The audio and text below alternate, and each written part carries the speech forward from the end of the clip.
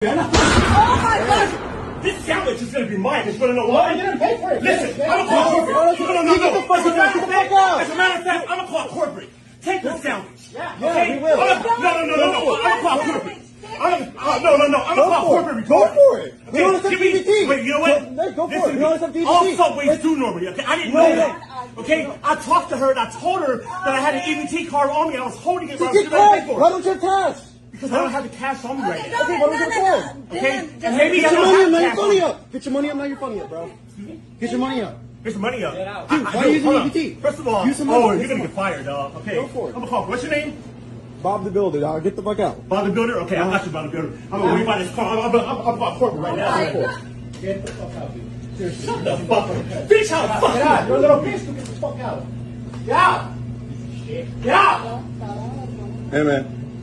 Get out. Stop talking to these people. Get out. You better not. Oh my God, Don! Oh my God. Bitch, what's going on with that?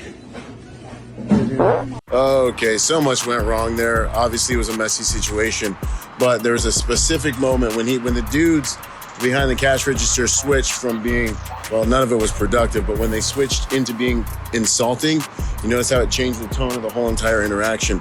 Then there's a moment when he finally gets ready to walk out of the building, and the little clerk continues to provoke him. Like, these are like massive waypoints where things just continue to escalate. De-escalation is so important, but there's another moment I want you to focus on, which is when he walks out and he walks back in.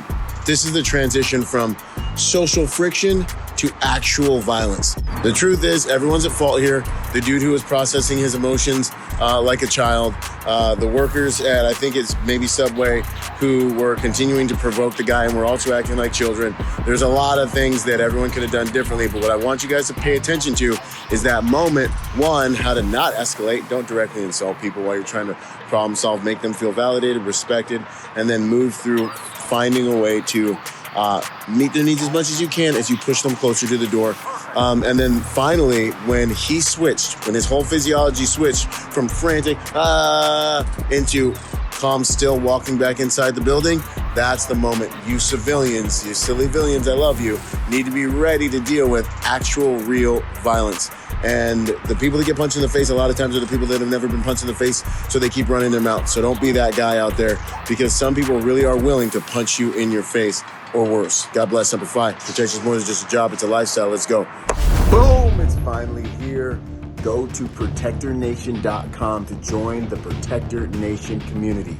Learn online and become part of our Protector Nation family. I look forward to seeing you guys there, and for us all to join forces to make the world a safer place by helping good people to become more dangerous. I'll see you there, and until then, be peaceful but not harmless.